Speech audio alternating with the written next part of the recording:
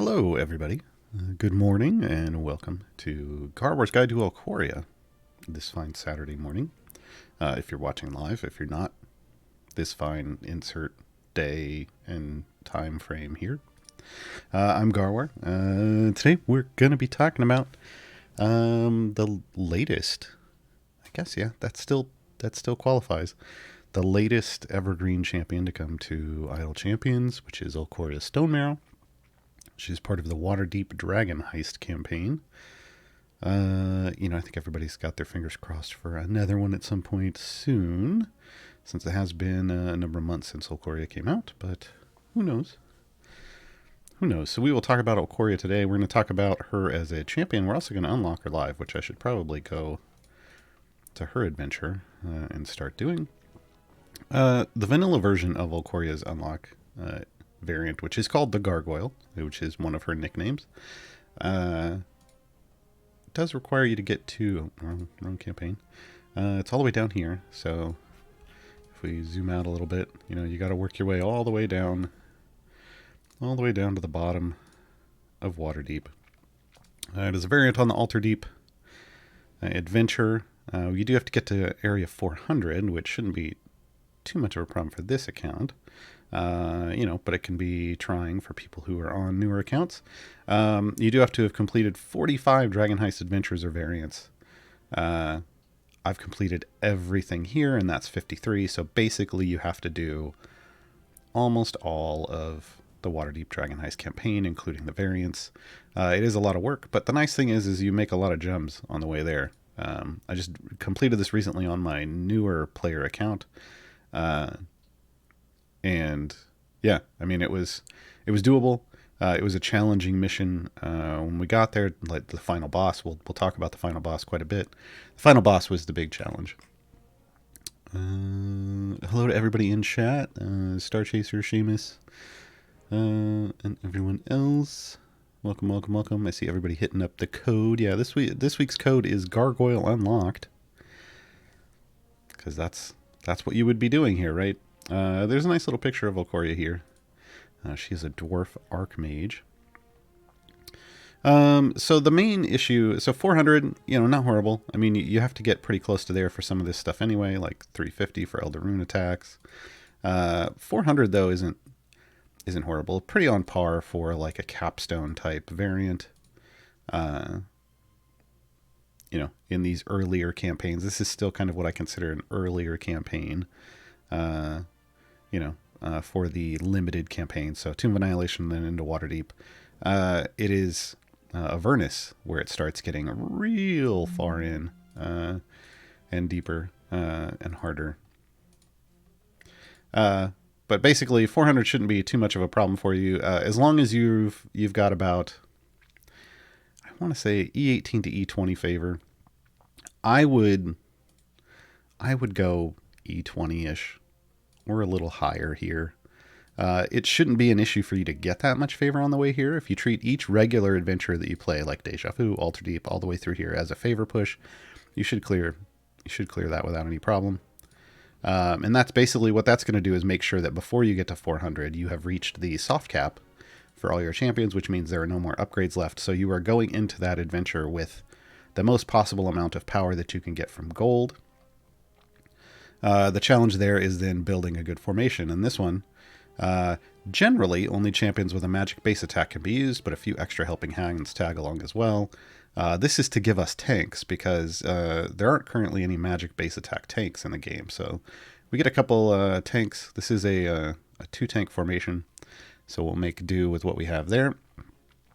In each non-boss area, enemies from a different faction attack. The faction members will not count towards quest progress, nor will they drop gold. Each faction also has a unique boon granted by Halaster, which will be active for the entire area. We'll go over these. These are not as big of an issue, in my opinion. If you have the right favor going in, like I said, if you shoot for E20, you could do it prior to E20, but if you shoot for E20, just to make sure you can soft cap quickly, this isn't going to be a big deal. The big deal is the building a formation with magic base attack champions, and we'll go through a couple of variations. I'm going to show you, like, if we try to do as core a group as possible, what that kind of looks like, and then I'll flesh out kind of some, maybe some of the more recent champions, and we'll look at what that looks like as far as a formation goes. And then the other big thing is going to be the boss. The boss is what's called a Neothelid, and the Neothelid he's a big beefy boy, and he likes to eat party members, and that's problematic. So we'll go over that. Let's dive in. I saw Kid-like. I'm doing this right now. Now this is how it always starts, with abyssal chickens running at you. All right. This is one of the first thing. The Castellanter's Boon. 5 abyssal chickens spawn immediately. So they just run out, and usually you instantly fail level 1 because you're like, what's going on? Let me turn these off. Not that these matter here, because it's not a free play, but I just don't want to freak people out in chat. All right. So let's go through and see who we have available. On this account, I do have all the champions. I do want to be clear, though, when we start this, the core I am using in this party is just an automated core. There are no buffages coming from this. So it's my attempt to do this with as little power as possible. Unfortunately, my champions have lots of gear, so I will probably breeze through this a lot easier than a new player might, but is what it is. So in the first slot, the available potential champions, you may not have them all, are shown here. Cthulhu, Peril, Esmeralda, Cisaspia. I like Esmeralda here. She's one of our newer event champions here in year 4 of the event cycle.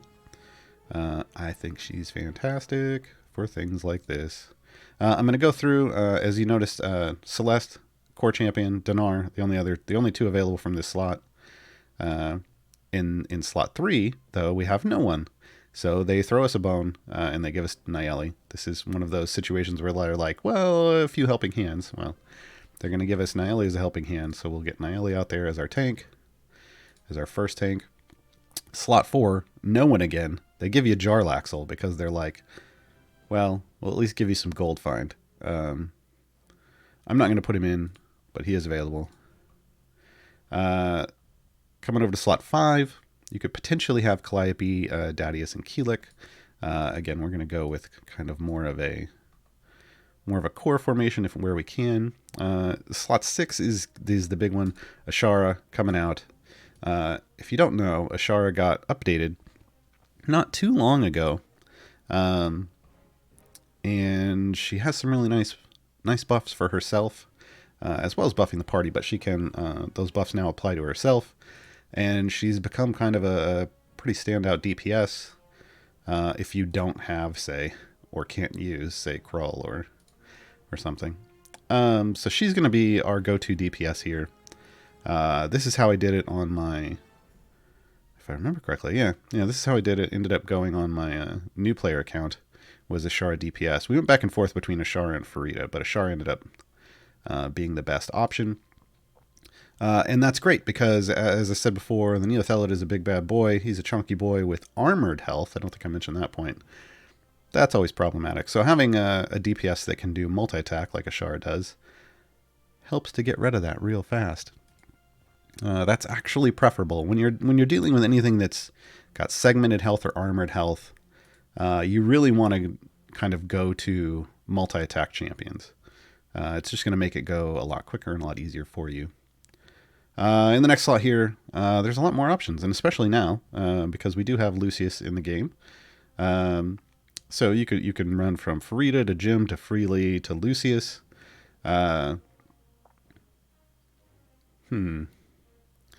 Maybe we'll try Lucius out in as a support feature. He is technically a pure DPS champion. But interestingly enough, actually, I'll probably put Free down. We'll do Lucius. Interestingly enough, he does have a debuff that applies, so we'll see how well. So he's kind of like Grim here. Grim is a DPS, but he has a debuff, so he ends up being very supporty, even though he isn't like a support champion. His friend Beetle that swaps in with him is a support champion. So undercover support here. In this slot we have Delana, Vlanya, Beetle, and Grim.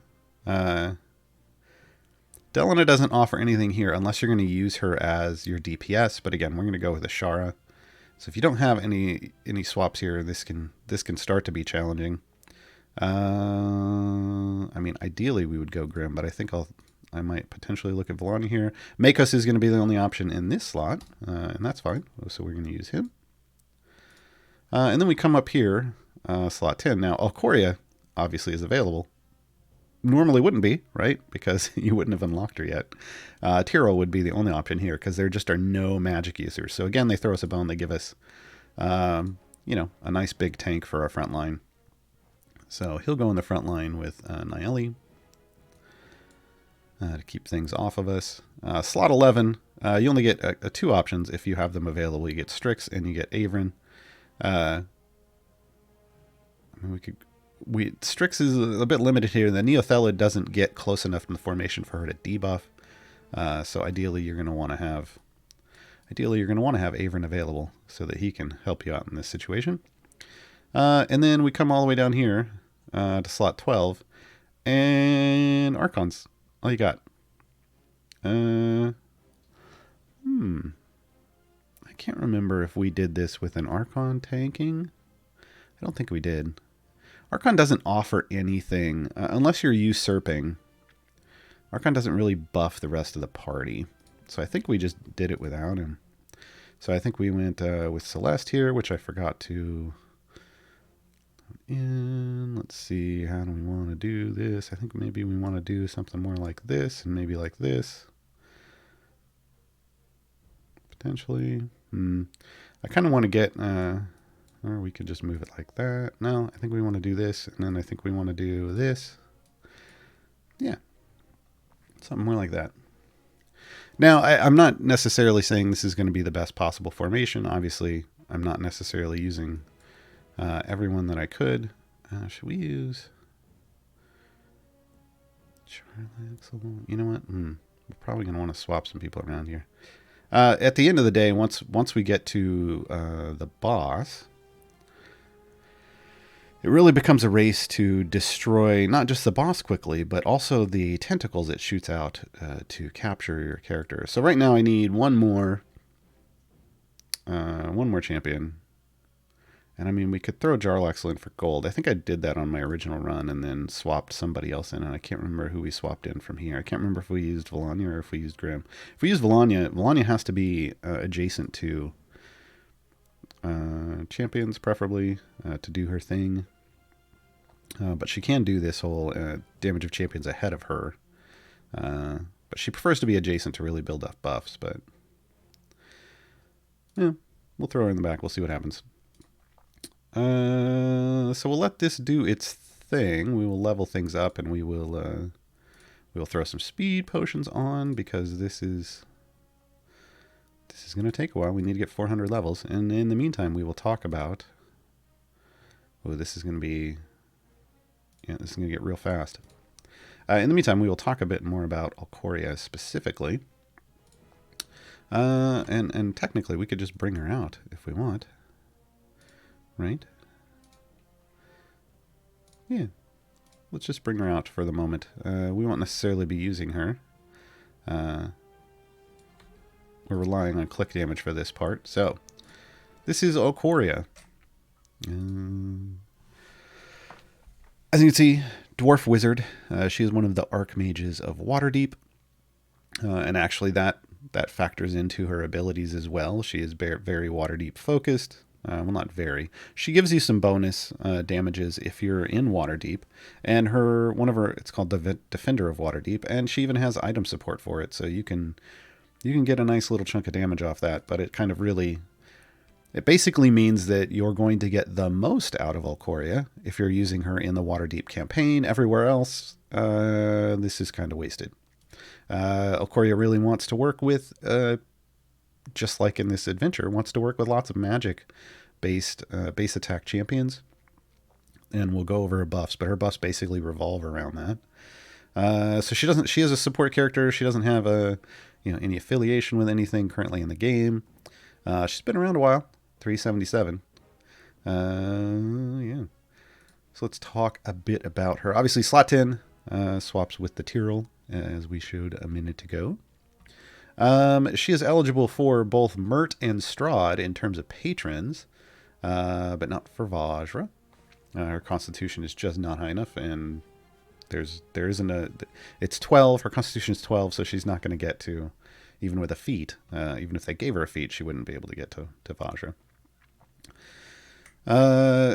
So basically, her base attack is a magic missile, and she shoots out 3 when she first starts, but then as she levels up, she gets more. A little curious.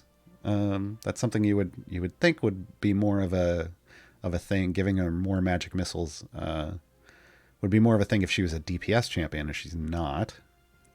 But it does mean that if you're ever trying to clear out hit-based things like barricades and whatever, all of those magic missiles will help clear them out more. But it's not like she's, it's not like she gets lots of the damages and then lots of,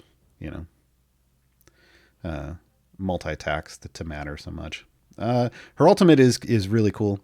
She has 2 different options. This is what her specialization goes into, and why we kind of stopped right here.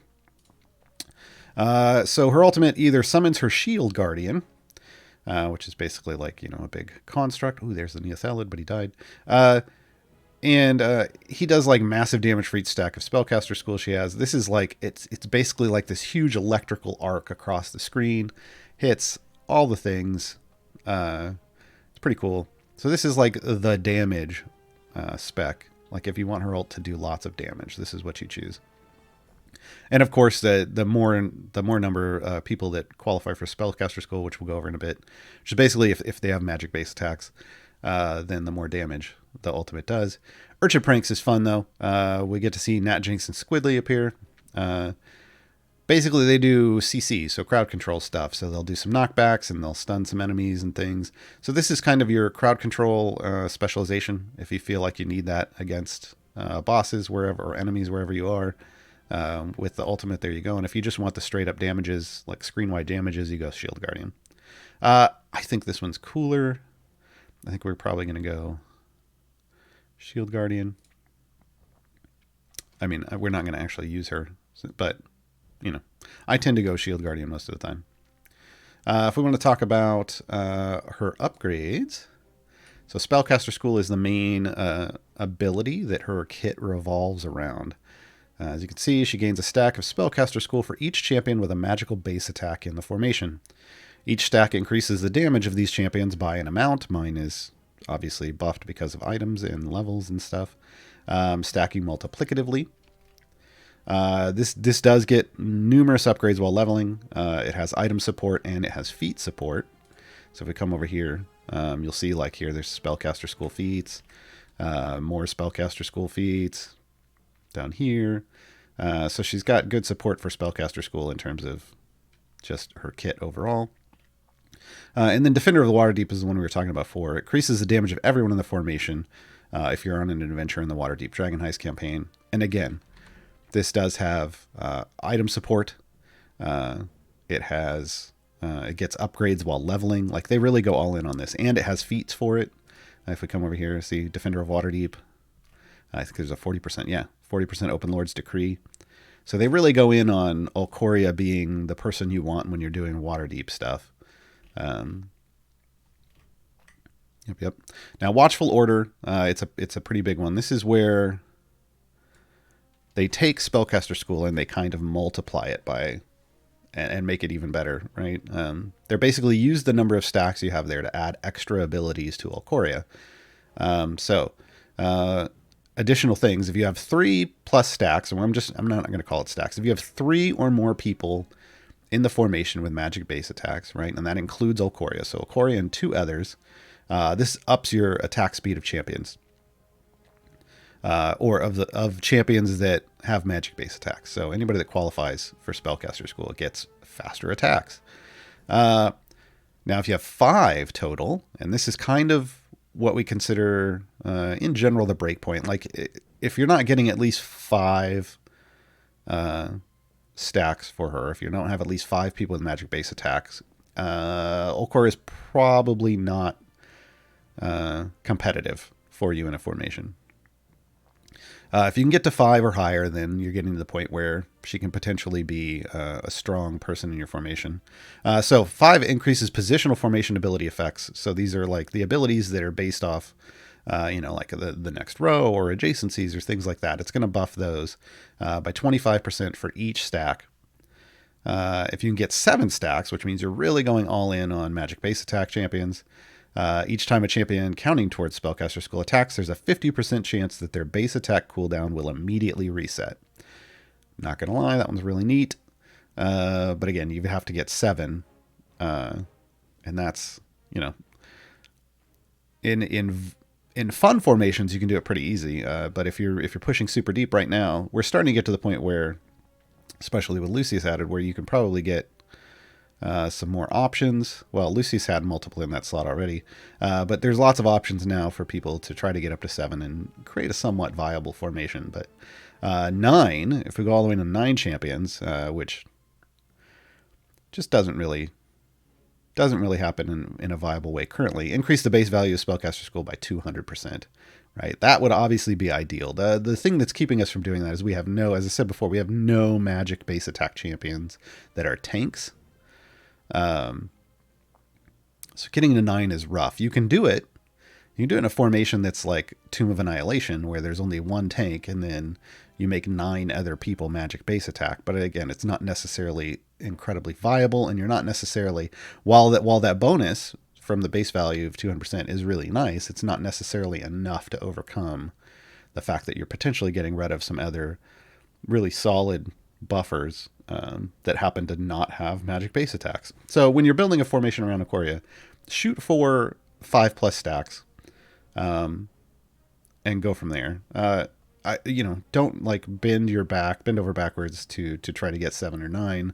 I mean, you can try it and see. You can see you can check your bud as you're making adjustments and see how things work out. But ultimately, try to aim in here for 5 right now. If we start getting some more viable buffers, or maybe we see some adjustments to some of the top tier champions to bring them in line with other people, then that could open up a lot of possibilities for Ulkoria in the future. So keep that in mind. And I think that's her ultimate. I think we're done with her. She doesn't have a lot in her kit in terms of complexity. It's all built around all in on magic, right? In terms of feats, your default feats you can see right here. Damage all, Spellcaster School, Defender of Waterdeep.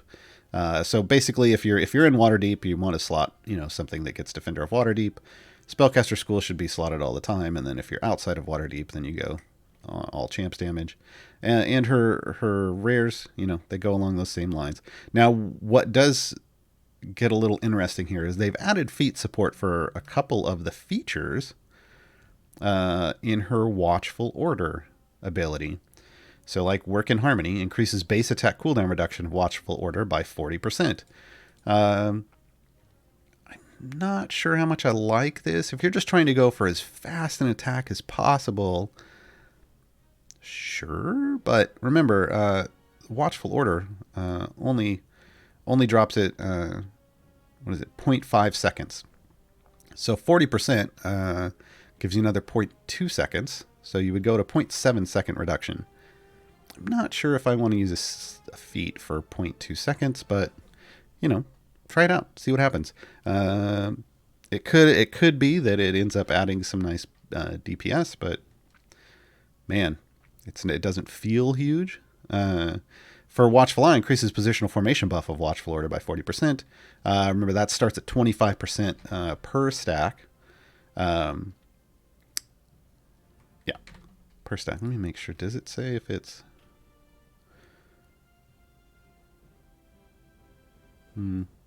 Yeah, so it doesn't say if it's additive or multiplicative. We'll have to get some clarification on that. But basically, it takes it from 25% to 35%. So if you are really relying on, if you have a lot of champions, we're dying, that are relying on the positional formation abilities, if that's what you've kind of built things around and you're getting that buff, this could be a nice go-to for that. Oh, we actually made it through. All right, let's swap back to our actual thing here and put some damage in. I'm going to go Potpourri here because this is the one that includes Aarakocra, and we are using Ashara as our primary DPS. So let's level her up. She does have a second specialization. Half elves and half orcs. I don't think we have... Yeah, there's definitely no half orcs. Don't think there's half elves in here.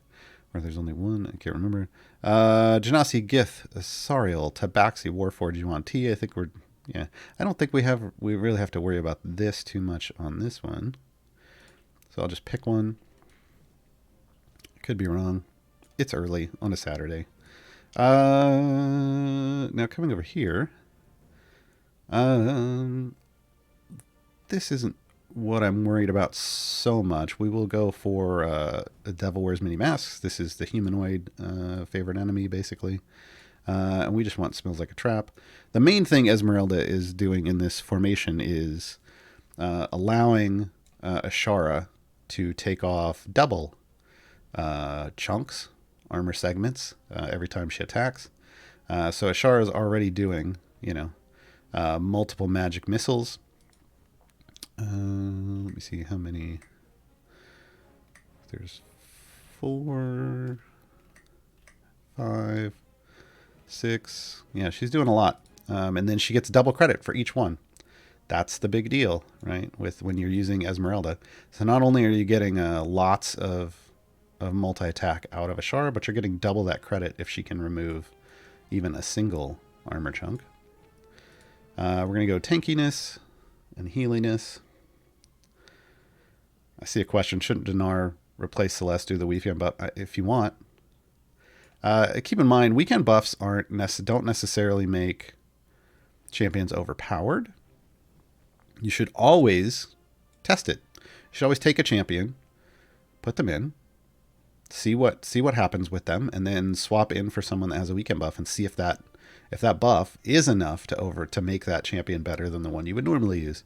In this situation specifically, as I stated at the beginning, we're really trying to shoot for as core of a group as possible. So where it's viable, I'm not using event champions. So Lucius is new. We just got him in the Simral event. If you're watching this live, with Lucius, I really like Elemental Master, but it does take quite a bit to ramp up. And when we're fighting the Neothelid, we're not going to get that time. So I'm going to go Dichromancy, which basically is a flat 25% buff. This is basically a 50% buff to his explosions. This is a flat 25% from the beginning. Since we're time limited fighting the Neothelid, we want to go Dichromancy. So he is a champion whose specialization you need to actually understand and make appropriate choices based on. So keep that in mind. Specialization, it doesn't really matter here because we're not using her in an optimal way. We'll go same column. I'm not even sure. Are we getting... Let me double check. It does say in front. Let me go down and see if it's actually working all the way. Are we getting anything from her? Does it have to be the column in front? We may swap her out. Nope, there we go. Yeah, enthralling performance. It's just not going to be as great with her in the back row as it would be if she was if she was adjacent. Vanya has some stuff where she likes adjacencies. There's the Neothelid again. And as you'll see, we're just absolutely destroying him with this formation because of the combination of multi-attack champions and Esmeralda. Of course, we are at the early stages. Okay, now I got to remind myself. Ashara is neutral. I am in the habit, and I think most people are, of just picking good because we're always using Zorbu currently in the current meta. But make sure you're setting Averin appropriately when you're using him with someone other than Zorbu. Don't get into that default mode. All right, we're pretty solid here. I can take that off that, and that can continue to cruise. So,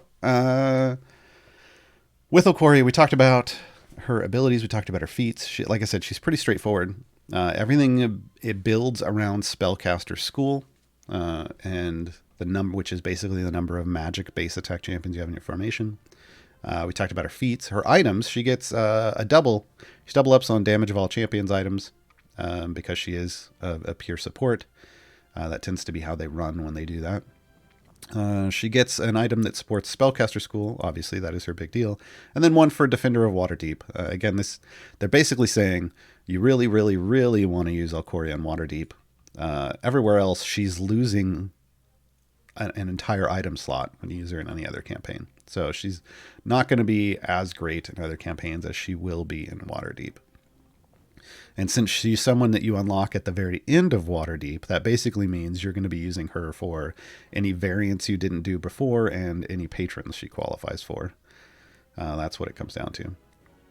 And then she gets her the ultimate attack, the standard double up on ultimates, ultimate attack and ultimate attack cooldown item reductions. And that's about it. There's a guide for Ulkoria up on the subreddit on my Reddit wiki page. And not only does it go over all the information about Ulkoria, but it does talk about this adventure and variant. It gives you all the information you need to know about that. Like we talked about how on each non-boss level there are different buffs. We saw the Castellanter's one that I looked at earlier, which was the 5 abyssal chickens that spawn. There's a Mad Mage one, which reduces champion healing by 50%. Again, that's not usually a major issue, but, you know, it's there. There's a Xanathar one that makes enemies deal 300% additional damage. That can be annoying if you're not, you know, if you don't have enough favor to really get through this. This is the part that basically makes it a favor check. If you don't have enough favor to soft cap before you hit 400, these things could cause you some trouble. So do yourself a favor, make sure you're at least around E20 going in. Again, you could go in earlier if you choose, if you really strong champions or a good bench that fits for this. But if you're struggling with options, especially if you can't field a full formation, then you want to make sure you have as much favor as possible before going in. And this is a situation where Jarlaxle actually comes in handy. Throw him in early on. I didn't use him here, but if we went back here, one of the things we could do, instead of having Volanya in right now, is we could throw Jarlaxle in the back in his Master of Piracy spec. And basically, he's just going to give us lots and lots of gold and let us soft cap real fast, right? So start out with Jarlaxle in your formation. Even throw down like an epic clairvoyance pot, right? Like, so your gold fine ones. Just to make sure that you're actually going to get to the end and soft cap before you get to 400. This is one of those variants where I do recommend just start right off. If you don't feel like you have a real strong bench, start off with epic potions that, you know, they'll do you good the whole run. So like I recommend a giant strength here, a huge clairvoyance, so the gold find, and then heroism. Obviously, I ran speed. That may not be what you want for reasons, because if you're having to try to deal with a really fast Neothelid at the end, it could be problematic. I don't think I'm going to have an issue, but again, I'm overpowered for this adventure. And fire breath potions can be nice too. So if you want to just start off with those from the beginning, it can totally be helpful. Again, you can, with fire breath, you can still click off armored health segments. But remember, your familiars, even though there's 6 of them out here, they're only going to take off, no matter how many are out there.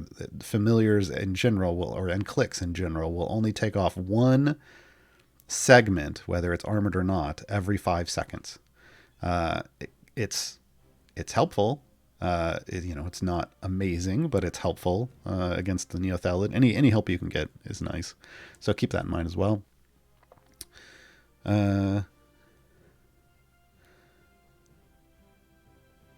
Someone's saying I can put Shandy in for more speed. No, I can't. Again, this is a variant. This is the Gargoyle variant. You are restricted on who you can use. Magic-based attacks only. So this is who we got, folks.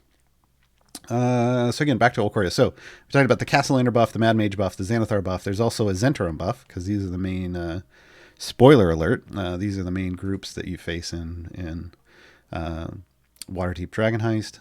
The Zentarum one, champion's base attack cooldown is increased by 2 seconds, so it basically slows down your ability to attack.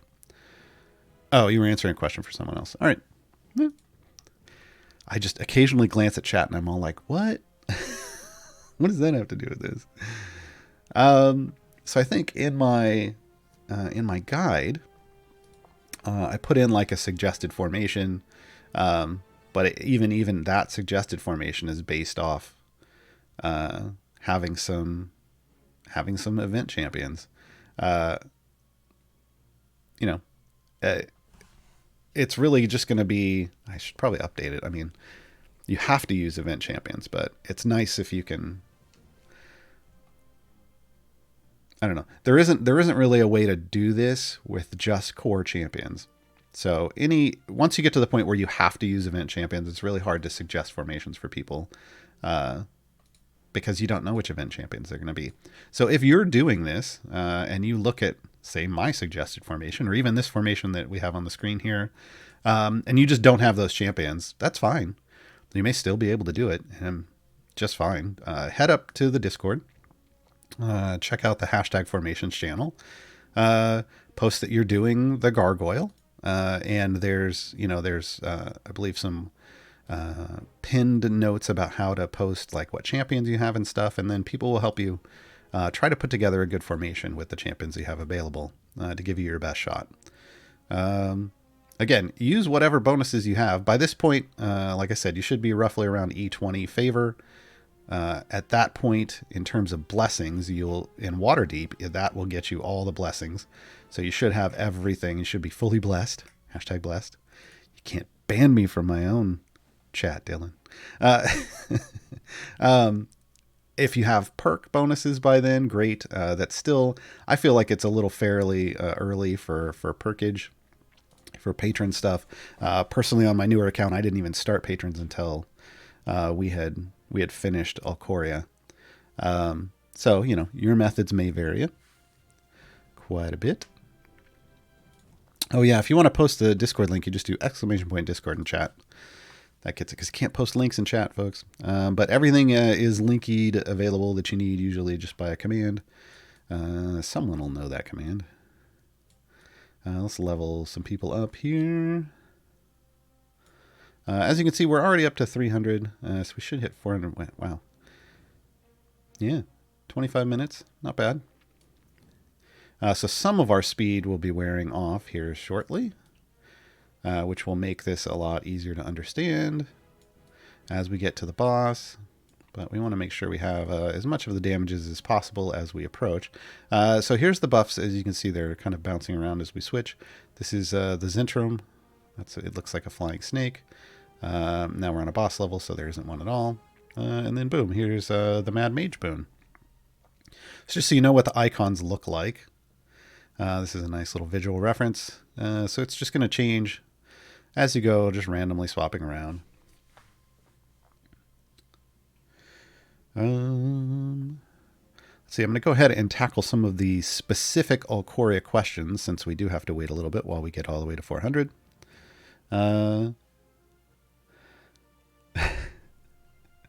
People talking about why Dylan bans me from chat sometimes. Well, it's more times me out. I shouldn't say ban. That's an inappropriate phrase. Again, I already did Ulkoria. I just want to know how to use her correctly with a full mage formation. I think we kind of went over that. She doesn't need to be placed anywhere. She just needs to be in the formation. And that's anytime you get a champion that just needs to be in the formation to do all the things they do. It's nice and freeing. There does tend to be a trade-off in the sense that they might not be as strong as someone who wants adjacencies. So you always keep that in mind.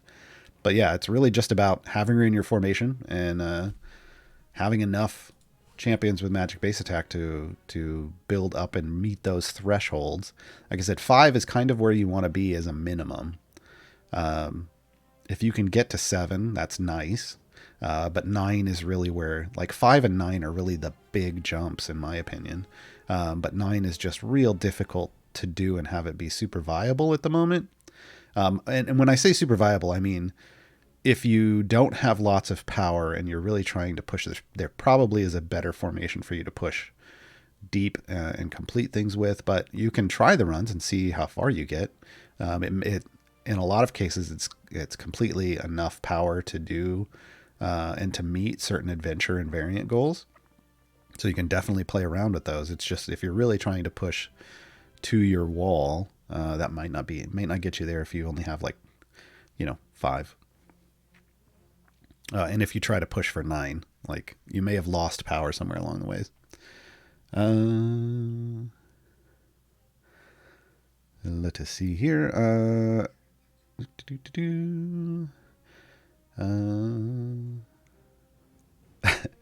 Humorous question. If Ulkoria could have anyone be a grandkid who isn't, who would it be and why is it Jim Dark Magic? I don't know if she would claim Jim. I mean, who really would claim Jim? I don't know.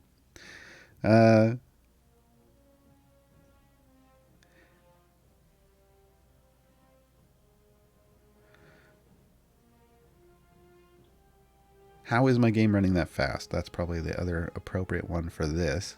Speed potions. If you haven't been introduced to the joy of speed potions yet, there are 4 rarities of speed potion, but you really only need 3 to get it to the max. It maxes acceleration at 10 times speed. So an epic gives you 2.75, a rare gives you 2.25, and a medium gives you 1.75. Those 3 together without Shandy in the party get you to 10. If you have Shandy in the party, you can just use an epic and a large, and it'll get you to 9.281, which usually is enough for me, but, you know, we don't have Shandy here, so we went for the full 10. Isn't Jim the goal of anyone who's a magic caster? I don't think so. Now, like I said, we're going to try this with Lucius. When I did it on my new player account, I used Farida. Why would I use Farida? For those of you who are wondering. And maybe we'll talk about this while we're on our way there, about some of these options on champs. Farida is a pure DPS champion, but for whatever reason, CNE gave her some support buffs. So she has some all champs damage going on in there in her kit. So if you just don't have any other option, and you need something to give you some extra boost, Farida works. And she was enough, just barely enough, to support Ashara when I did this on my newer player account, on the Gaarawarr account. And I mean, we had to try it multiple times and finally beat the boss, but it was a pretty good fight. Let's talk about the options here. Peril would be a good option. He could hop into your front row, and this is what I have recommended in my in the guide. Hop in the front row with Nayeli, and then you leave Tyrell in the back in his Moonbeam, and that gives him a fantastic buff off Moonbeam for your party. And Tyrell basically negates the need for a tank. He redirects everybody over to Nayeli. Cthulhu's support that you can just place somewhere, and you kind of want to try to put him as far away as possible from the DPS, which requires some finagling in this specific type of formation, but can happen. But he's basically a plug-and-play buffer. And Sasaspia is a healer and debuffer. Don't know that I like her a whole lot against the Neothelid. Again, because you want damage. Here, we're about to hit the Neothelid. Boom. You want damage right away to get rid of him as quickly as possible. Man, I loved... Okay, I have to back up. We have to watch that again. Watch how quickly Ashara with Esmeralda combined nukes this Neothelid. See how that health just drop? Like, it just erases it. It's fantastic. Esmeralda's OP in her niche, folks. People slept on her. Don't. She's amazing. She's amazing. She isn't someone you use everywhere, but that's kind of what I don't want in a champion. I want someone who really shines in the right spot, and she does. Dinar is an option here, again. If you have him, I do like Dinar. He's a good boy. He can throw some heals around and whatnot. He's got some CC, but I actually, one or the other. These are both pretty good. They both have, and this is key for the Neothelid, they both have an ultimate that hits multiple times when you fire it off. And when you're trying to nuke down a Neothelid or its tentacles, that comes in handy. I'm going to use Celeste here, and I think I'd probably prefer Celeste in this situation. Again, Nihilate was our only option here. Jarlaxle's the only option there. Jarlaxle's, well, we could probably leave him in on this account, but Jarlaxle is not really... He doesn't offer anything except gold finds. So see, now I'm at my soft cap where the circle with the line through it shows up. There's no more upgrading beyond this. This is the point you take Jarlaxle out if you have any kind of a swap. Like I said previously, I swapped for Farida, I think is who I put in. We're going to put Volanya in. Where am I? Back here. Okay. Competing against Dadius, Keelik, and Calliope. Keelik's got some heals, but again, this isn't a long, drawn-out fight where heals matter against the Neothelid. Specifically, this is what you want to base your formation around, is the Neothelid fight. You can swap things around on the way there if you want, if you need some healing, but the Neothelid fight is really just about burning, like getting as high a butt as possible and burning away the armor as quickly as possible. Dadius has a multi-hit ultimate, so that may be a better option here if you have a really well-geared Dadius versus your Calliope. My Calliope is just super geared up, so but my buffs tend to be better from Calliope, and that's what I tend to go off of. But if you have a well-geared Dadius that competes with your Calliope, then that's probably the option for that multi-attack, because Keelik's ultimate basically slows down attacks and damage from the enemy, but the Neothelid doesn't necessarily attack you. He just chomps one of your party members. There's no real damage to reduce there. So Frida, again, she has some all champs damage. Freely has some debuffs and stuff he can apply to help you out. Jim can actually support. He's got a support buff as well. So these are all decent options. We're going to try it with Lucius, just throwing out his debuff and see if that's enough. Delena doesn't do anything for you unless you're going to use her as your DPS. So make that decision early on. Again, out of your core champions, I think Ashar is the better choice here. Delena can't support you at all. She doesn't even have the all champs buffs that Frida does. So she will not contribute if she is not the DPS at all. Yes, she could give you another stack. Yes, she is a base attack champion, but a magic base attack champion, so it can be used. But really, she only exists to be a DPS in any formation. Grim has a debuff if you want to bring him in, and his buddy Beetle can have a support buff, but the debuff is usually what you're going for. And then Volanya just has a nice buff that buffs up some damages. Again, we're not necessarily trying to go... You're just trying to get the best out of what you have available. So if all you have available is somebody who just gives you, like I said, with Frida, just gives you some extra all champs damage, sometimes that's all you need to get by. Strix is debuff that's based around her stink. It doesn't reach the Neothelid. Because it only reaches things that are close to the party. So she doesn't do as much here. I think she does have some all champs. Potentially. I can't remember. Yeah. But without that debuff, it's limited. But if that's all you have available, it is what it is. Ideally, you've got Averin here. He's just going to be the best buffer for you. And Archon, again, Archon doesn't really help people out. He's pretty selfish. If you absolutely have to use him, you would probably want to, well, I don't know. I mean, you could bulk up and have him in the tank line, or you could usurp and try to have him be the one doing damage, but he is a single attack person. So again, Ashar is really where you're trying to shoot, what you're trying to shoot for here.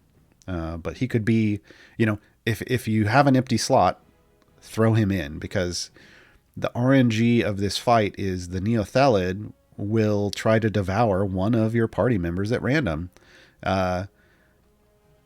If you got to fill a slot and he's what you have, same thing with Delena. If you got to fill a slot and she's what you have, throw him in, because maybe the Neothelid will chomp them and you don't care, and that's totally fine. Sometimes you just need some cannon fodder in your party, and they will work for that. Question, is Ulkoria the best choice to boost Jim on a formation? Not necessarily. Again, Ulkoria wants to have numerous magic base attack champions to provide the best possible buffs for the party. So if you don't have that, if all you have is Jim and Ulkoria, then that's suboptimal. You're not really going to get a lot out of that. You'll get some, but you won't get a lot. So probably not the best choice. Peril would actually boost better in that situation. Let's see. Anything else? What's the requirement to unlock the Gargoyle mission? You have to complete 45 adventures and variants total between those in Waterdeep Dragon Heist, which basically means you need to do like 95%, 90 to 95% of Waterdeep. Because there's only like 53 missions or adventures total, not counting the Gargoyle itself. So basically you have to do all of it. It is a variant off Alterdeep, which is the very last storyline adventure in Waterdeep. So it is fully at the end. All right, we're coming up. We got a couple levels here. Our speed did wear off. Man, this is where I wish you could right-click and take off potions, but I know people have asked for that before, but here's the problem. You know, people would accidentally do it, and then they'd submit tickets to Sean, and then Sean would just have tons of tickets every day saying, "Can I get my potion back?" Yeah, it'd be bad. All right, so this is going to be the super sped up version of destroying the Neothelid. I think we can probably, with the power, this is problematic. With the power I have here on my Ashara, you know, the Death Star is fully operational. She's going to just kind of potentially, we'll see. I could be wrong. Oh no, yeah, she's just destroying it. This is the problem though. See where he tries to nuke someone? We'll go back again. Continue. This is not going to go this easily for someone who is doing this for the first time. Let's maybe take some people out here. As you'll notice, though, it did grab Lucius. It did try to chomp him and eat him. Let's see if we can... Oh, I went too far. Let's see if we can remove some people and slow down this kill so you can see the boss fight a little better. Yeah, see, so this is the problem here. When they go to chomp someone like that, you've got to then, at this point, nuke down those tentacles. And you do that with, you know, a combination of ultimates, right, usually. So while they're grabbing someone, that is your kind of primary focus, is to try to nuke down the tentacles in the mouth. So when the Neothelid comes on, you don't want to drop all your ultimates right away. You want to hold them, especially you don't want to do it for this trash stuff. You want to hold it for right now. Like you want to then start trying to nuke. You can't stun and lock down, but you then want to try to nuke the tentacles that are coming out and destroy those so you don't lose your champion. But again, with Ashara, we're kind of... With Ashara and Esmeralda, with the power that I have in these items, we're a bit strong for this because we're just deleting like 10 chunks of the Neothelid at a time. Oh, we died.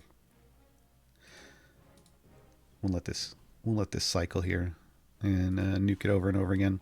But yeah, you don't want to use any of your ultimates for this first part with the Mind Flayer.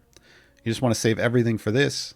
There's a bit of a delay, as you'll notice, when it's picking up and pulling things back. If you defeat all of the tentacles coming out of the mouth, there's a bit of a delay before it actually drops the champion, but it will drop them. Yep. But yeah, Esmeralda and Ashara combination. If you've got Esmeralda and Ashara, well, you have Ashara, but if you have Esmeralda, you got decent gear on her, she's going to be fantastic for this, just because you just destroy this so fast. And you destroy the tentacles out of the mouth so fast as well. Try 450 level and see if it's a bit tougher. Oh, it will be. Remember, you've got to do this. You do this just to unlock Ulkoria at 400. But then there are patron versions. So as you start doing the patron versions and you start losing more and more of these champions, this becomes even harder and harder. So yeah, it is difficult. We'll go ahead and set this on auto and move up. So that is basically Ulkoria and her unlock mission. It is, again, it's fairly straightforward for the most part in getting to the boss level. You really just want to make sure that you have, you know, as much favor as possible. Like I said, shoot for E20. You might be able to do it as low as E18, but again, that Neothelid's no joke. You want to make sure that, you know, you could potentially even over level your DPS some. I have way more gold than I need here. Again, I'm at like E31, so I could over level my Ashara just by a good amount. But you know, having the ability to you know, get to soft cap and be there with everybody at soft cap is the goal. You can have Jarlaxle in your formation to help early on. You can have clairvoyance potions. Those are the gold find potions to help you get there. And then don't hesitate to use potions at full stacks if you need to. With giant strength is the big one. Health just to get you there, but then you don't need the health against the boss because it either eats you or it doesn't. So giant strength is the big one. Make sure you have that going, and you can run full stacks of that against the boss. I don't recommend having speed potions on. So using speed potions, like full speed potions like I did here, they're going to make things a little problematic when the boss goes to try to eat you. It just makes it harder for you to mash those ultimate buttons when it pulls you in. Yeah. So I'm going to take just a quick short break, like maybe 30 seconds, just to grab some water. And then we are going to do the Q&A for today. So if you have questions about Ulkoria or this mission, you can post them in the chat. If you have questions about the game in general, now's the time to ask. I think we went over most of the Ulkoria specific questions earlier. So yeah, open it up to all kinds of Q&A, and we'll be right back here in a moment. Thanks, everybody.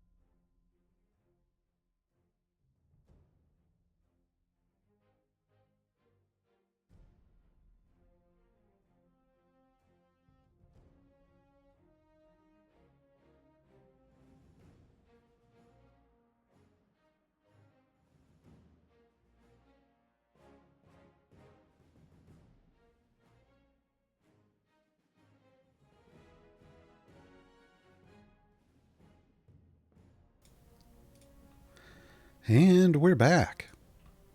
Welcome back, everyone. We're going to go into the Q&A. Let's see, which ones did I not ask already? I guess the first one already. New question. Hold on. Let me make sure there aren't any more. There was a comment about a bug that's happening with Ulkoria. Again, report bugs through support. They will fix them as soon as they can prioritize them. If it's not super game breaking, they'll be lower priority than some of the more game breaking things we've dealt with. You just got to make sure that they're aware of it, and they'll take care of it as soon as they can. Anything else about Ulkoria before we jump into the general stuff?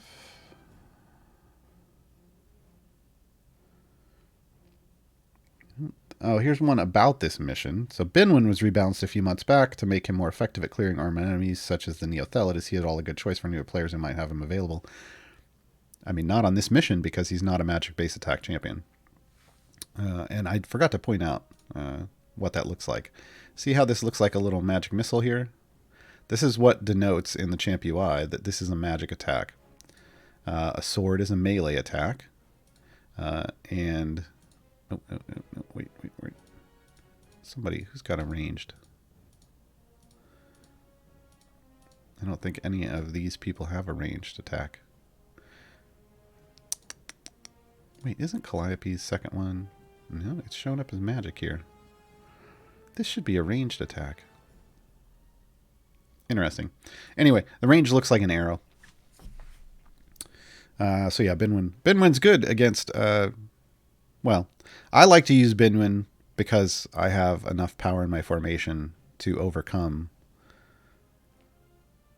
his lack of it, I guess is the best way to put it. Benwyn's a very slow attacker, and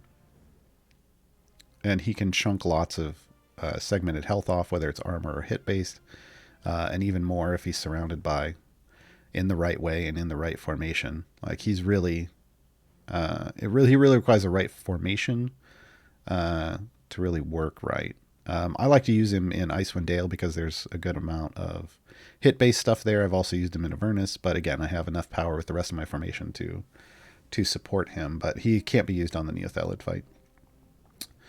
General questions. Is it advisable to finish a mission as soon as the requirements are completed, or is it better to continue to accumulate more gold per mission? Nessie Keys, if it's a regular story adventure, so like this is a variant, right? This is the Gargoyle variant. If it is a regular story adventure, like Alter Deep, which these are the big ones, not the little drop-down ones, when I am first doing a campaign and trying to max out my favor in that campaign, or, max out my blessings so that I have, I'm getting a lot of favors so I can buy all the blessings, etc., etc. I push each run in a regular adventure to my wall as a favor run. I don't necessarily farm favor at the end, like I don't break out Azaka every time I get to the end once you unlock her, but I push as deep as I can. I don't use potions. I just push to my wall. I take that favor. I usually end up with a good chunk of favor, and then I move on and I do that again. On my new player account, I actually recommend playing through the story-based adventures first and not stopping along the way to do all of the variants. Occasionally you will have to do variants for certain things, like to progress on, it may say you need to have completed a certain number of adventures or variants, or to unlock an evergreen, you would have to. I will stop and do variants then just to get that unlock or to move forward. But on my new player account, I left all those variants for later. And the reason I did that is because I want to come back later when I have lots of power and can just blow through them easy and just collect lots of gems, and it's not a big headache. You make faster progress just doing the adventures. So playing through the adventures, treat each adventure like a favor run. And that will get you max blessings for the most part, especially on Sword Coast, on Tomb of Annihilation, and in Waterdeep. That will max out your blessings by the time you get to the end, and give you plenty of favor to do these variants with. It starts to get harder in Avernus. You can try to do favor runs, but once you hit soft cap, which you do, again, like I said, around E18 to E20, you'll start soft capping around 400, 450. At that point, you can't push deeper and build more favor without getting power from somewhere else. So that's when patron stuff starts coming in, and you need to have patron perks to then build your favor. But yeah, when you're doing a variant, though, just meet the requirement and get out. There are a couple exceptions to the rule of variants, where in general variants are incredibly difficult versions of the main adventure. There's no reason to try to beat your head against that wall and try to push deep for favor in a variant. Again, there are a couple exceptions where the variant rules give you more power as you go on, but in general, don't. Just when you finish a variant, leave. Grab your gems and whatever else you get from that variant and move on. It's the regular adventures that you want to push for favor. Oh, hey, we're almost to the boss again. What and where do I get to kill construct enemies? I mean, Rabid Frog, there's a lot spread out through different campaigns. Mad Wizard tends to be where, if we're talking about patron challenges, and that's probably what this is about, Mad Wizard has them.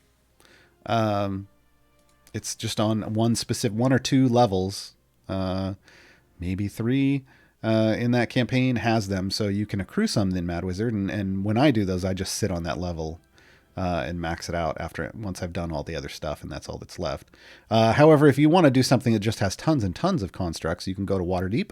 You can go to an adventure called the Dinner Party, and that is basically all constructs. Ooh, yeah, this one's chomping us pretty good. But again, we beat it at 450. We actually it ate Valonia, unfortunately. So if we were to try to do this the right way and try to keep Valonia alive, once the tentacles come out, we're gonna nuke there, and we got Esmeralda back. Can we nuke again? All right, yeah, there we go. So basically, that's kind of how you would do it. You would just, once the tentacle grabs someone's, you try to nuke that part down like that and get your champion back before you kill it again. But yeah, my gear is way too strong for this. It's just going to continue to nuke people. Can someone remind me how to turn the flavor text off after each level? Oh yeah, it's under settings. If you go over here, you come down to cinematic speed. It can be manual, and you can have a bunch of different options, or you can just go to instant and turn it off completely. Also, this is where we go to sign up for the newsletter. Make sure you do that. We're coming up on the holidays, and over the holidays, CNE likes to give us a little holiday treat each year. Last year, they gave us the Krampus crawl skin. Who knows what they're going to give us this year? Make sure you're signed up for the newsletter in-game. Sign up in-game. That's the best way. Also, if you haven't noticed, they've got all of the socials now at the bottom down here, and you can click on these, and they will take you to the various platforms so you can follow everybody on social and stay up to date with what's going on in the Idle Champions community. General question, what do you people suggest for advancing your wall? Pushing time gates to get more event chance, patron variants, farming chests. I mean, yeah. Yeah. There are a lot of different pillars of progression in the game. The first, obviously, earning favor. But once you hit about E20 favor in any campaign, you're going to be able to soft cap all your champions. At that point, favor isn't as big of a deal anymore. Like I said, in the first 3 campaigns, that'll get you all the blessings. In Avernus, it won't. So you'll have to push even deeper if you want to max out Avernus. But beyond that, then at that point, you should have been getting into patrons at that point. So doing patron variants and getting the influence to earn patron perks is going to give you a lot of power. You should also have your Modron core at that point. So buying Modron chests from your patrons to get you the pipes that you need to try to build out a core, a fully maxed, fully operational Death Star. I'm in a Star Wars mood today. A fully epic modest core. This is your first core you get for free when unlocking Modron Automation. This will get you 100 levels of progress. It gets me 100 levels of progress. So this is a big thing. If you can get this is a big deal. And this is basically just I haven't upgraded pipes. This is just stuff that I got out of opening Modron chests. Tons and tons of. I got lots more pipes. Tons and tons of chests. I bought the max number of chests I could buy every week from patrons since it came out. So it's going to take time. So it's best to get started on it early. Just start buying those Modron chests each week. Gear, of course, is always nice as you can afford it. Buying like patron chests is expensive. You only want to buy patron chests and open them once you already have full epics on your core and evergreen champions. So that means that starting off, you want to use those gems to buy all those. Once you're getting to that point, you want to make sure that you're trying to epic out all of your core and evergreen champions. That just means spending your gems on gold chests and opening them until you get those champions all epic. And that basically pulls them out of the epic pool for your patron chests. Because patron chests are expensive, and you don't want to waste those patron epics on your core and evergreen champions when you could get those with cheaper chests. Time gates are nice. That is a good way to grab like 3 gold chests for a champion. And yeah, definitely target those on people that you're using that you need to get epics for. I tend to focus more on getting everyone in equal types of gear. So I rotated my time gates and my patron chests through initially just to get everybody in epics. And then I kind of stopped. Like I'm sitting on 88 time gate pieces and lots of patron currency for each patron. Because now I want to use those to get new champions fully epicked. And then it's blacksmithing contracts that you put item levels on event champions and time gate champions for. You don't ever want to use blacksmith contracts on core and evergreen champions. Those will get plenty of levels. This is why my Ashara is outrageous. They get plenty of levels just from opening up regular silver and gold champions or chests. So there's no need to put your core and evergreen champions will just ramp up item levels over time. Don't worry about those. Just level up use the blacksmithing contracts on your event and time gate champions. And what should I spend gems as a beginner? Pets or chests? So right away, you buy the mage hand. It's only 250 gems when you start the game. You can do like 2 adventures and have enough gems. Buy it. It just makes your life a lot easier. After that, though, there is a gems visual aid. We can do A GVA in chat. Someone probably did that around the time. But Mars and I worked together to create that. And that gives you just kind of it doesn't tell you here's what you need to do. It just gives you an understanding of here's how you should make the decisions on how to spend your gems. Obviously, you can do it however you want. But, there is a fairly efficient way to do it. So check that out. What's the next tank after Nayeli? I'm not sure what you mean. Just like in general, when you're starting the game, if you just have core champions, like you're starting out, Nayeli's the first tank in slot 3. Peril is the next tank in his wild shape form. So you would choose, we've got Mooseril here. This is his other skin. This is the Icewind Dale Tyrell. Makes him look like a moose, but yeah, Tyrell in his moose form is what you'd want to go for, or Tyrell in his wild shape form is what you'd want to go for the next tank out of your core champions. Once you have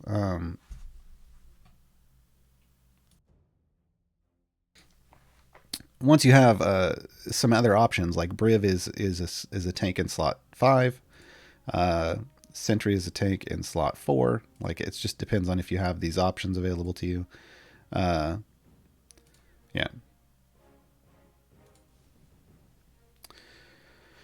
At what point is it no longer worth farming favor in an event? At the point where it's slowed down and the time you're putting in isn't really getting you a lot in return. Like, there isn't a number. Because it varies based off the amount of power you have on your account. For me, I can get, like, we're in Char. Char's favor is currently at E36. I should probably do...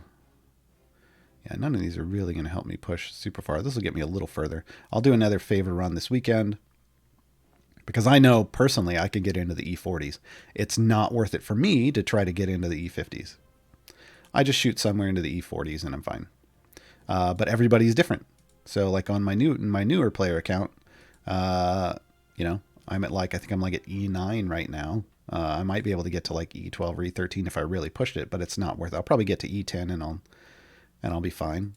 So it's just, it depends on the power on your account, and how easy it is for you to push and farm favor.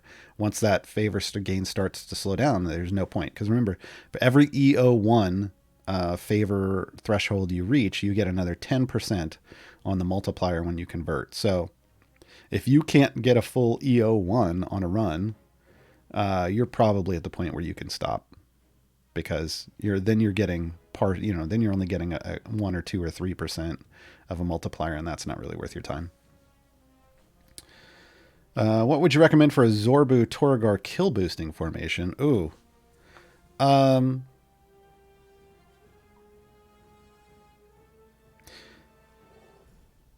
That's interesting. So, I mean, you don't necessarily need a specific formation for Zorbu. He just needs to be getting kills. And I think Tauragar can function as long as you put Tauragar next to Zorbu. He can leech off that. So you just have them both in a formation and adjacent to each other. I mean, the thing about that is you don't have to kill near your wall. You can kill somewhere else. So you can set up just a single tank in those, or you could push somewhere deep, or you could do whatever you want. I mean, ultimately you get to the level that you want to farm on. And that's because for Zorbu, you want to farm usually specific levels, and not just run and kill continuously. I think I did just upgrade. Now we got to go check, because I swear I just upgraded my Zorbu guide on the Reddit. Let me double check, because I went through and I was trying to do all the year 1 champions that are now basically time gate champions, and Zorbu is now one of those. Did I do Zorbu? I did. And I think I put tips in there on where to farm for him.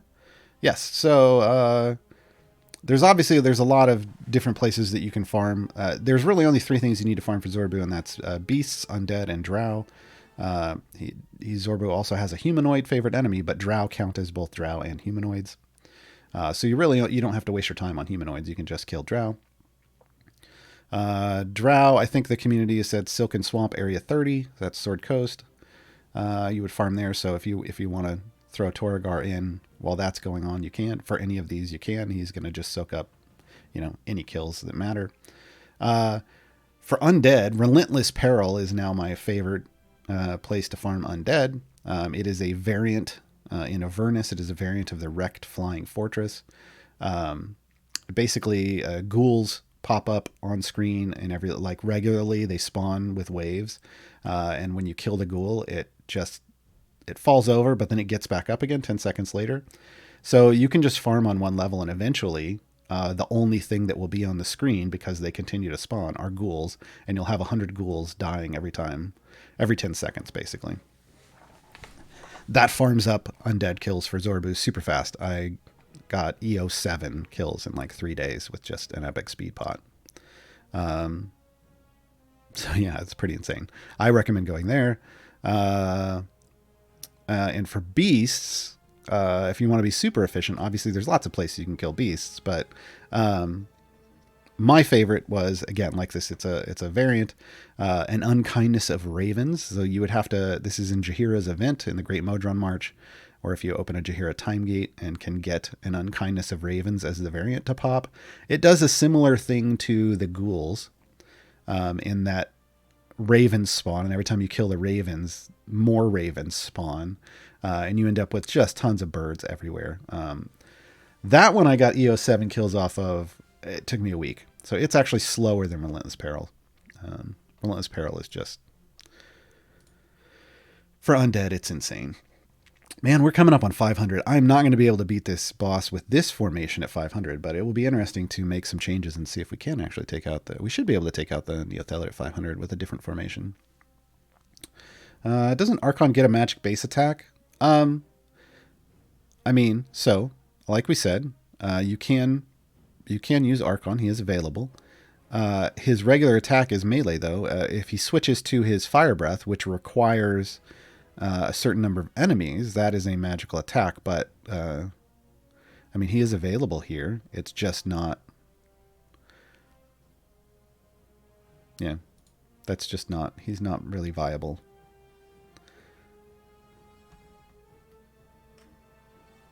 I don't know. Hold on, let me... let's back up one level here and let me swap over. I don't want to have to try to pull him into this party to do this. So let's go look at him real quick.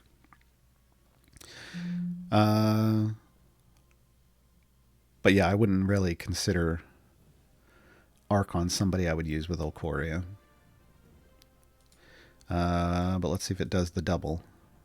No, it's rating this as a sword. If his other one kicks in, it might throw down and switch it to a magic. But yeah, it's not there by default. So, hard to say. You can test it out and find out. Can you talk about Barrowan? Her hammer buff seems a little confusing from reading about it. Are they any good? Barrowan used to be really overpowered, and then she got adjusted. I did just update her guide as well. If we look over here, this is the Reddit wiki. This is my page on the Reddit wiki. If you come down to Timegate Champion Guides, Barrowan is right here under Winter Shield. Yeah, she's only available in a Timegate. So if we take a look at that,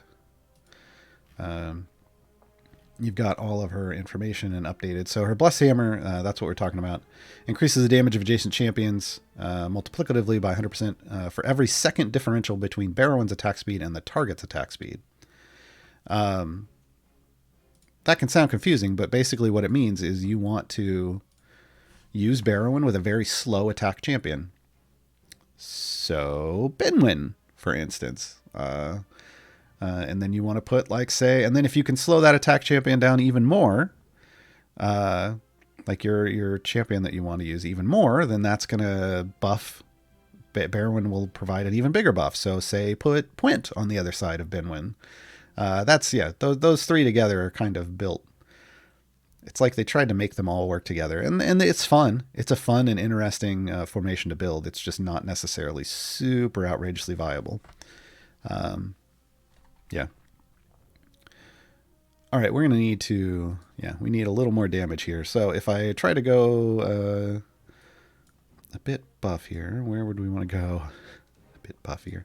Let's see if freely helps us out much at all. Oh man, I don't know. I don't know what all these are. Chaotic? Lawful. Lawful. Oh, he's not out there. 2, 3, and 2. That doesn't matter. We're kind of going neutral. All right.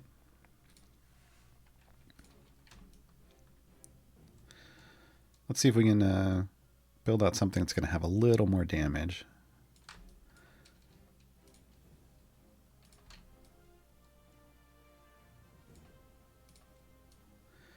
We'll see what happens. Is there a good place for a new player guide? I just started this week and I'm really enjoying the game. I can regularly hit 150 in the event, but I'm stalling there. Yeah, I mean, again, someone probably has linked it multiple times now, but that my page on Reddit, on the Reddit wiki, will have lots of 101 guides, is what I call them. That's kind of the new player guides to understanding things, and that's what this video series is based on, is those guides. So there's a video version of this on the CNE YouTube channel. For all of those guides and more. But specifically for the event, there's a guide in there called Gaarawarr's Guide to Event Planning. Pop that open and take a look. That will help you not only with the event, but also to be efficient in your regular campaign runs. Okay, let's just see if that was enough. Any tips to stack Pilfer to 40? When I get one enemy to 30, everything just explodes.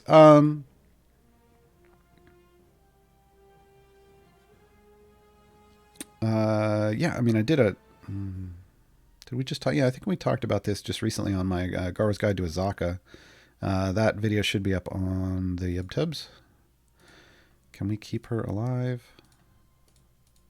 Yes, okay. Yeah, you really just got to stay alive, I think, with... Oh, man. Oh, man. That was the wrong champion to chomp. Dang it. All right, well, we'll do that again. I think we can beat this as long as they don't... The RNG doesn't pick Ashara. I think I talked about that. Basically, there is a manipulation for those of you who don't know, there's a way to manipulate Crawl with his Virulent Strain feats and levels with when you're Azaka farming to get one creature on the screen and then try to stack as many stacks of Pilfer on it as possible. There's a whole delaying mechanism that has to happen. You need to... my recommendation is when you get to the level that you're on and you're trying to build up stacks, the first thing you do is you take out... Well, the first thing you would do is turn something into a Mimic with Gem and then get him out of there. But you take out your DPS. You take out your primary DPS, whoever you're using, so that you can't possibly kill anything. And then you just let all of the stacks build up and build up and build up until you know or are fairly assured that every enemy on the screen has 10 stacks of Pilfer. And 10 stacks of everything, basically. But in this way, you're not accidentally killing anything, and you're not accidentally blowing up all of your stuff. And then what you do is once you know, and I use things like Dinar and other knockbacks to push enemies back to make sure that I'm seeing regularly that roughly everything has all of the stacks on it. Then I put my primary DPS in, and then I nuke. I just hit one attack or one ultimate that's just going to do a single burst of damage to try to blow everything but the Mimic up. And then I cross my fingers that it has 40 stacks on it. That's how you do it. If you're just leaving if you're leaving your full formation in and you're just trying to RNG it to 40, it's going to be rough. It's going to take a long time. You have to manipulate to get to 40 easily. So go check out that video on that. Is there a way to see the sum total benefits coming out of a Modron core? I mean, if you go here and you hover over this, that's it. So this is the starting point. If you hover over the starting point of the core, it's going to give you this total. So you kind of have to understand what each of the endpoints are. Like Global 1 is the global all champs damage. Global 2 is the other global all champs damage, and there's two different versions of it. So this is the first one, which caps at 1600. And this one with the little fire at the bottom is the second one. That one caps at 1800. So It's telling you the totals that you get out of those. Like gold 1, again, there's different gold boosts. There's a global 3 here. There's health. There's, you have to understand what they're doing, which means you have to understand what each of these nodes does. So yeah, it's right there. Hi Gar, I love the guides and also the insight you're sharing. It made me progress through Split the Party. Awesome. Thank you for the goal. Looking forward to getting Grandma to join the crew. Cool. Yeah, also not exactly copy-pasting the approach, but understanding enough to make my own adaptations. That's the key, right? Like, I don't want to just say, here, copy-paste this formation, because that's not how this game works. And it's definitely not how this game should work. There are a couple variants where, yeah, you literally can just copy-paste, because they limit you to, like, there's one that limits you to the first 9 core champions. Well, everybody has those. So, you're going to be using the exact same formation. But the rest of the time, it's really about just understanding what you're going up against and understanding what your champions do, and then adapting based off your gear and power levels and available champions, right? Like, that's the whole point. So that's what I try to do with all of my guides, is kind of just give you a very specific set of information that allows you to make informed decisions about your gameplay choices. Because everyone should be able to figure these things out with that information. A lot of times the issue is just that you don't have that information available. So the guides are there to help you with that. Mello, when I miss a Twitch stream or want to watch again to allow the information to soak in better, how can I find them? So Twitch VODs will stay up on these channels for a few weeks. So you can always, like, literally right after the show ends, technically while it's going, if you showed up late and just want to watch it from the beginning, you can just open up the VOD by going to the channel. You click on, when you're doing that, maybe I can pull it up here without getting too much. We're gonna get some streamception here. Yeah, it's not going to show. Down here underneath the stream, it's kind of off to the left, where it says C&E Games. You would click on their name. It's not going to show it for you. You click on the name, it takes you to this first thing, and then you click on videos right here. And in recent broadcasts, while it's live, it will show a grayed out version right here off to the left. You can click on it. But right after we close, like here's yesterday's version up already. This was yesterday's GG2E. You can watch them here. For a while, but then C&E uploads them all to now I got to get back to where I was. C&E uploads them all to their YouTube channel, and again, now the links to that stuff are now right down here. You can just go down here and click on this is on the PC. This is the Steam client. I don't know if it's everywhere, but you can click right down here to go to their YouTube channel. And they have it in a playlist that's called Gaarawarr's Guide. There is a Gaarawarr's Guide to Everything playlist, but that's the Friday Q&A shows. So if you just want these types things, you can go there. And they have them for almost all their shows. I think they said that one of the shows doesn't have a playlist yet, but they'll probably get that up soon. What currently unsupported niche or specialist role in the game do you think is most deserving of a champion to fill it? Ooh. Well, we need a magic base attack tank. Yeah, I think everybody would agree with that. We also need a ranged base attack tank. Those two things we do not have. We have just about everything else. But there are variants in the game, and there are things that require, like, that want ranged base. Like, there's variants that want you to have ranged base attacks, but that means you don't have any tanks available, and that makes them a little painful. So having a ranged base attack tank, I talked about this yesterday. I want a drow that's got like a buckler shield and then just shoots their little, drow sleeping dart crossbow, mini crossbow. They have those little hand crossbows. I want that as a ranged attack tank. But this would have to be like a C&E original, because there isn't any of these things like this in the lore. And then like a magic base attack tank could be like a cleric or a paladin. Again, it would probably have to be a C&E original, because people just don't make this kind of stuff. Yeah. Should I get Havilar from Mad Wizard Farming or just use Minsk? I answered this yesterday.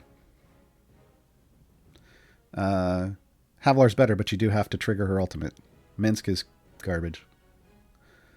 Why are you trying to get so much event favor? E40, don't you just need enough to get the 9 variants done and then just run to 50 and reset? No. No.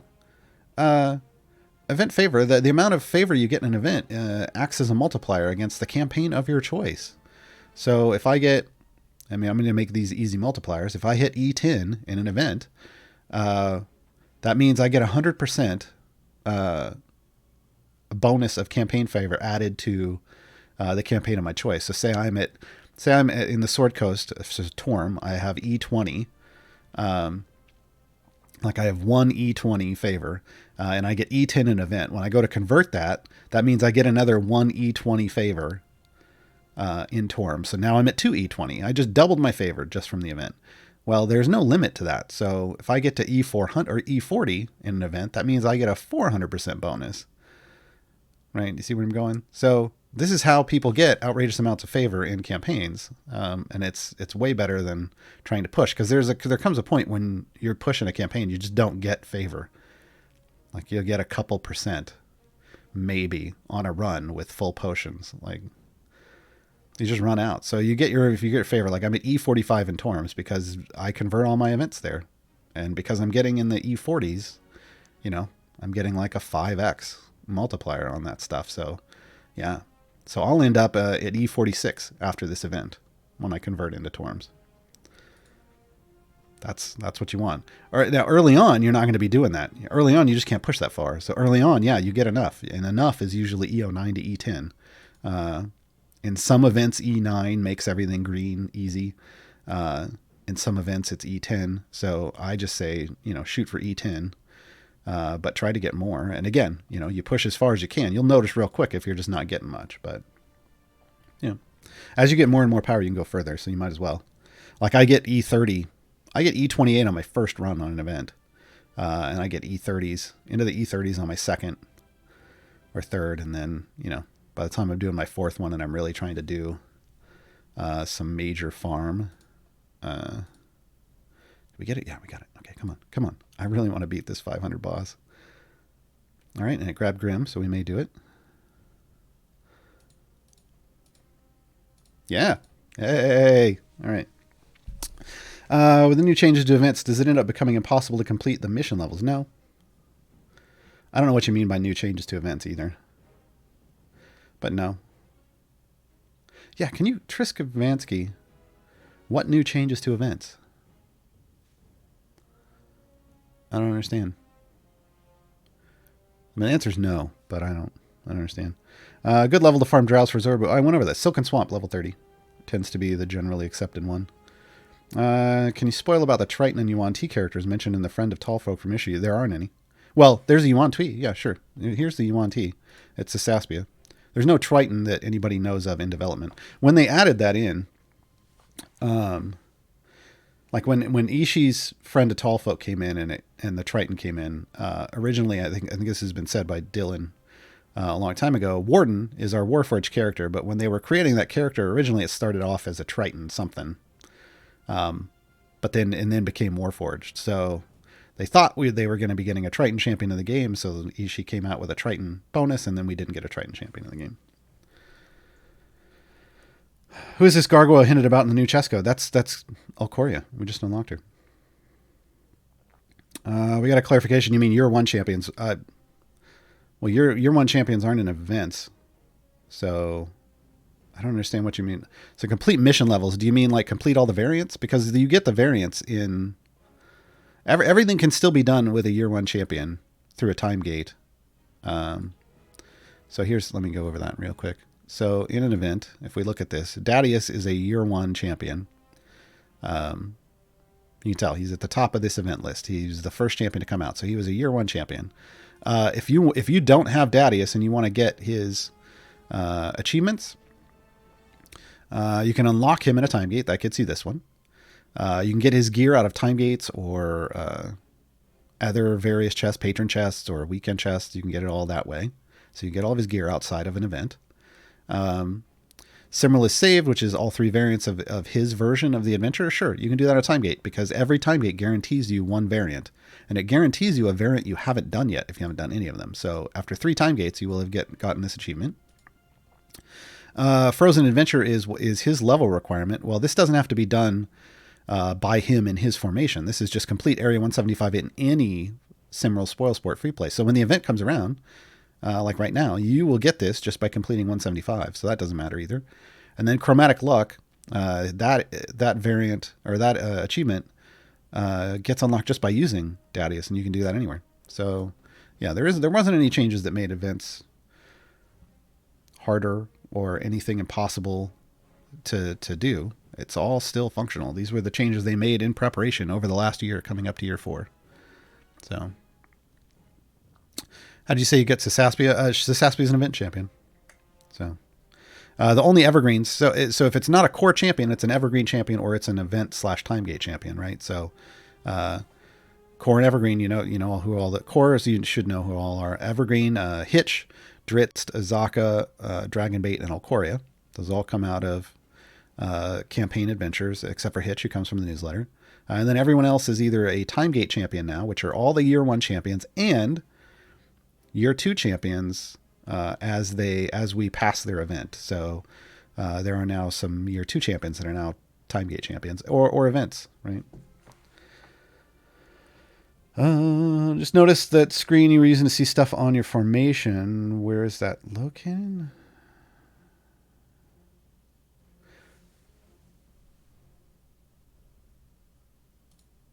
Were we talking about... See, I have to try to go back. I don't know what the relevant... Were we talking about this? This is all the buffs that come from a Modron core. So that's in your Modron core screen. Formation buffs. If you open the Champ UI and you go to formation buffs, maybe it was here. Outgoing effects and incoming effects. So this is outgoing from the champion. This should be incoming to the champion. It won't list all champs damage stuff because that just applies to everyone. That's why I wish we had like another tab that said like all the generic stuff, but yeah, we don't.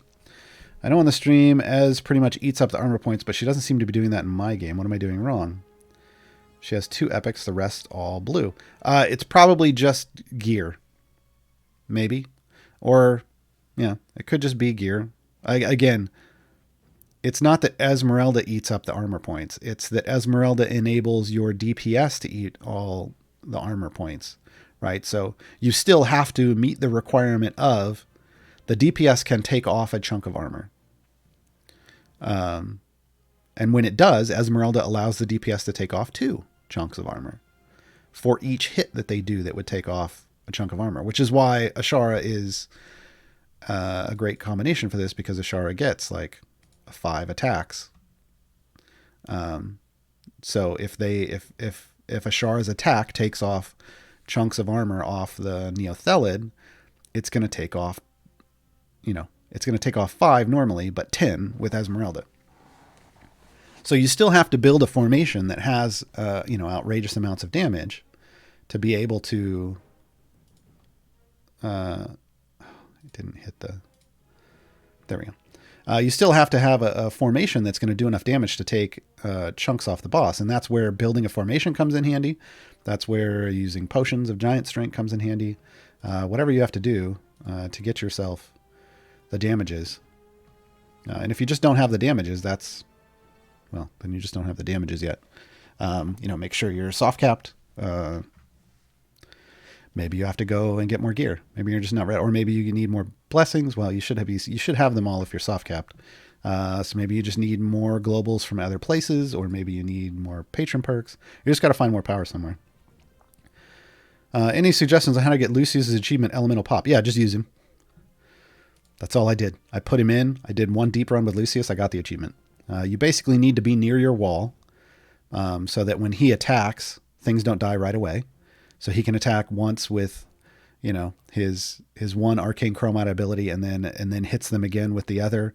But the best thing is just to put a familiar on his ultimate, because his ultimate causes an insta-pop when it goes off for everything that the ultimate hits. So, sit at a place like this, like where I'm at now, when there's a huge stack of enemies on my tanks, with an ultimate, let me put him in. With a familiar on his ultimate, this instantly makes everybody go pop. Yeah, see, I blew them all up, but that makes everything pop with his elemental thing. Is there a secret to my beard besides not shaving? I wash it Regular, like every time I'm in the shower, I wash it. I don't know why some people don't. That's not good, folks. Wash yourself. Yeah. That and genetics. How can you set Havilar for Modron farm since she needs certain imp output? If you leave it on, there's a bug right now, and they will fix it eventually. They attempted to try to fix it, and on some platforms it probably did, but on Steam still, you can leave this on X100, and when the Modron resets it, it brings her back out with her imps out. Otherwise, you just got to hit the button. You know. It was the bar at the top. It was where you were looking at the champ stuff to see alignments. Oh, like here. I was just doing this. This is the champ UI, so all you gotta do is click on a champ, and when I'm clicking through here, I'm seeing their alignments everywhere. Like I can rotate through all the champions at the top up here. It's gonna have every champion that's currently in the formation up here, and you can just choose them. Sometimes I forget, and then I close it, and then I click on the other champ, but they're all up here.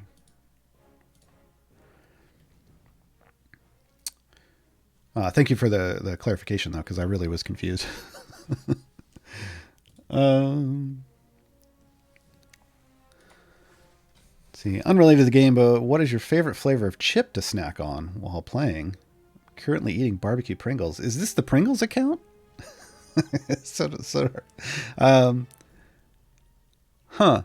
I don't really eat chips while I'm playing video games because that stuff gets on my fingers. That makes it hard to use the keyboard and things.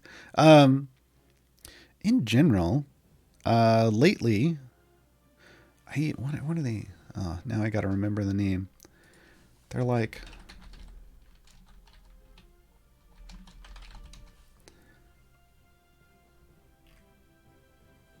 is that? I got to remember the name of this by looking at a bag. Okay, yeah. Cape Cod kettle cooked potato chips. That's what I eat lately. Just the plain ones. Yeah. Although, the sea salt ones are nice too, but yeah, just plain potato chips usually. I don't eat a lot of, I try not to eat lots and lots of snack food, but if I want something that's just a little salty or whatever, then yeah, then I'll go to those. What I really like are those mix-ups, like the bags that have like multiple different things but in one flavor. Like, was it Doritos that does that? I can't remember. Like if I were really going crazy and wanting to snack on lots of stuff. Yeah, but I tend to just basic potato chips. You know, one of these Champions focus segments on Beetle and Grim. I recently unlocked them and I have pretty good gear, but I still don't feel like I'm using them optimally. We'll see in the future. I don't know what the future holds for this specific stream because, we try to come up with topics that are going to be helpful to people, but we've hit most of the major game mechanics. And we did Ulkoria specifically because Ulkoria is an evergreen champion and people, she can be challenging to unlock for some people, and we want to try to help lower that bar. We did one for Dragonbait. We did one for Azaka, and Azaka we did both because she's an evergreen. We didn't really go over unlocking her because it's pretty straightforward, but we talked about her because Azaka farming is such a big deal. I don't know, maybe in 2021, if it arrives, we will, we'll do like champion specific ones. I know, coming up next, we do, is it next week? Hold on. See, and now I got to double check. I feel like we can spoil this. It's not a big deal. Next weekend I'm doing Gaarawarr's Guide to Core Champions. Ooh, I have in my parentheses all of them. Yeah, all the core champions. So we will be covering 12 champions in one episode next week. And we're basically just going to talk about, the good, the bad, and the ugly of each of them so that you can make informed decisions about how to use them in your formations. Since that is, what new players start the game off with. Yeah. So we're going to try to get through 12 champions in an hour. Because remember, the first hour is the guide. The second hour is the questions. So 5 minutes per champion. Actually, less than 5 minutes per champion because I usually say hello and do a little banter. And yeah, it's going to be wild. And if you think that's wild, tune in January. I think our first show in January. Because remember, next week, for those who don't know, I guess I should do this spiel. For those who don't know, next week will be the last of the C&E streams for 2020. So next week's Gaarawarr's Guide on Saturday will be the last stream for C&E of 2020. On Wednesday, they are doing their winter day of streaming. So if you've been around in the community for a while, you know, like roughly every quarter, every season, there was a spring day of streaming, there's a summer day of streaming, there's a fall day of streaming. Now there's going to be a winter day of streaming. And that's basically where on Twitch, they stream starting off in the morning and they stream all day. And they do, you know, fun shows. So there's going to be a special edition of Griddle Champions that morning. You know, Griddle Champions is usually only Fridays.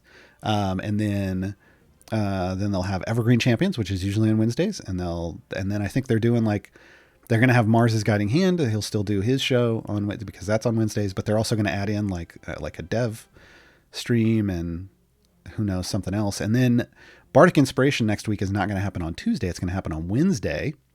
The second to last stream will be Bardic Inspiration, where Jason and Dylan will be making a song for Elminster, and joining them will be Elminster. Ed Greenwood himself will be on Bardic Inspiration next week.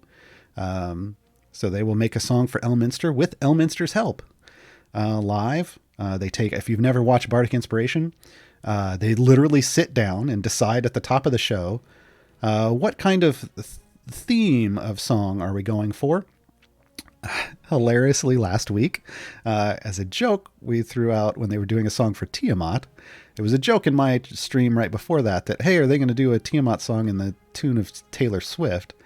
And we commented on that as we came into Bardic Inspiration, and Jason took it and ran with it. So last week's song for Tiamat, which I believe is either called Dragon Queen or Gasoline or Fire and Gasoline, whatever you want to call it. It is a song sung by Taylor Swift to her Dragon Queen Tiamat, and it's hilarious. It's hilarious. So they're going to do a song of some kind of theme, and they come up with the lyrics, and chat gets to help with the lyrics and make suggestions, and they pull from chat, and it's basically community collaboration. And yeah, Jason chat going, the fact that the day after we made a Taylor Swift song that I tagged them on Twitter, Taylor Swift song for Tiamat, Taylor Swift announced a new album that they were releasing. I was like, maybe we could be a bonus track in the future. Who knows? Yeah. So yeah, that's going to be awesome. So, and if that wasn't enough, I mean, I don't know how we're going to follow this. Normally the last show of the day is Gaarawarr's Guide. Usually there's a Gaarawarr's Guide to everything, like a special edition, at the end of the day of streaming. But Dylan asked me this time, he's like, well, I was like, what are we doing? And he's like, well, do you want to do that? Or, you know, I was thinking there were people who did a live stream, for Wisdom Save Weekend. And I was like, yes, Dylan, yes, we can play D&D on your channel. So, Storyteller Mars is presenting a brand new one-shot adventure for everyone's enjoyment. And it will be featuring, myself, Lee Goldberg from Griddle Champions, Trevor from, Champions of Lore. He's the host of Champions of Lore. Wow, blanking. And Allie, who joined us, she is with Trevor on the Difficulty Class podcast, if I remember correctly. And yeah, so we're all going to play a one shot that Mars has whipped up for us. We're going to be level 5 this time. Last time we were level 3. This time we're going to be level 5. And Mars just told me the other day he's got all that ready for us. So we are going to attempt to follow up Ed Greenwood, a stream with Ed Greenwood with some actual live D&D action. No pressure. So join us on Wednesday. That's going to be a whole big long thing. But yeah, next week is the last week of streaming. So when we come back in January, the first Gaarawarr's Guide Saturday deep dive stream, if you think 12 champions in an hour is squeezing things in, I've been asked to do a year in review, a 2020 year in review stream for champions. So every single champion that came out in 2020, I'm going to talk about on one stream. I feel like that one, Dylan, I feel like I need more than an hour to do this. Like the Q&A portion might be shorter because it's going to be hard enough to fit 12 champions in an hour. I'm not going to be able to fit 19. There were 19 champions that came out in 2020. I can't fit all that into an hour because there's 17 events and there's a new champion every event. And then we had 2 evergreens come out last year. We had Dragonbait drop on January 1st on New Year's Day. And then we had Ulkoria come out. So I've got to talk about all of them. That's going to be wild. Spear King, this whole time I thought you were Elminster. No. I'm a dwarf. Elminster is a human wizard. I'm a dwarf fighter. Specifically, hold on. See, I've got my D&D Beyond page up. What is Gaarawarr specifically? Level 5. Well, for this adventure, he will be a level 5 mountain dwarf fighter battlemaster. Who is now a heavy armor expert or whatever gives him all the real big bonuses in heavy armor because he wears full plate. It's going to be fun. For Wednesday's game, have you designed your character? Oh yeah, it's Gaarawarr. I guess, hold on. We can just, we've got some free time today. Let me just pull up Gaarawarr. For those who haven't seen him. Ba-bam. So this is level 5 Gaarawarr. 17 strength, 12 dexterity, 16 constitution, 10 intelligence, 11 wisdom, and 12 charisma.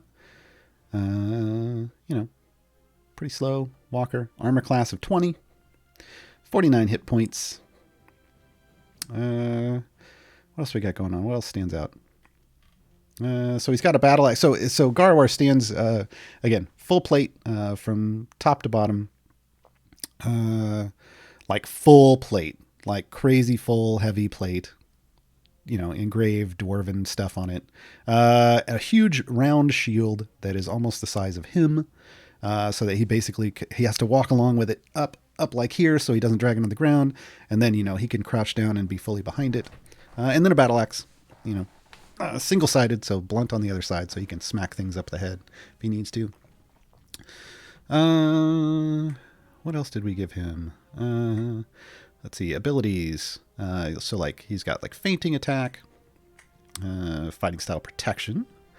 He's got a parry. He's got a goading attack. Those have not come up at all in any of the games that we played so far. No magical items because I don't know. Yeah. So, yeah. What did I just give him? Oh yeah, heavy armor master. So it increased my strength score by 1, and while you're wearing heavy armor, bludgeoning, piercing, and slashing damage that you take from non-magical weapons is reduced by 3. I'm gonna have to remember that, but that's fantastic. Yep. So that's Gaarawarr. So he will be out on display again. It's going to be the same group that we did in the Wisdom Save Weekend stream that Mars ran. It was the Beast of Blemish was the one shot that he did there, and then he published that on the DM's Guild. So if you want to pick that up, you can pick it up over there.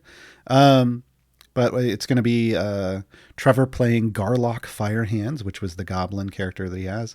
Ali will playing Lorelei, and Lee will be playing Watt 221B, his int-based fighter. So yeah, lots of fun. If you didn't see that one shot, you can. There's a link to it in the Discord. I think at Off Topic. You might have to scroll up a bit for it though. Get a second shield the same size and you roll down hills or stairs for a surprise attack. No, yeah, no. One's bad enough. Like, he's got a little. He carries it, and then when he wants, he's got a little hook on the back of his armor that he can just. He walks around and it's like out to the sides of him, and because he kind of walks around with this shield halo. Yeah. Gar's pretty funny looking, but this is what happens when you grow up in a clan that fights battles constantly in tunnels and like side to side, and you get big shields and full armor, and he stands in the front lines and takes all the beatings so that people in the back line can kill everything. Yeah. Create an NPC in your honor for my players. Oh, Gaarawarr, the patient dwarven artificer for hey, that's cool. That's a different take. I'm not gonna lie, I've thought about Gaarawarr having like a level or a couple levels in Paladin. But Artificer Forge Cleric's interesting. What ult is that clearing the waves? Oh, this is Lucius's. So this is what you would do. Someone had asked earlier, what do you do if you want to get Lucius's achievement?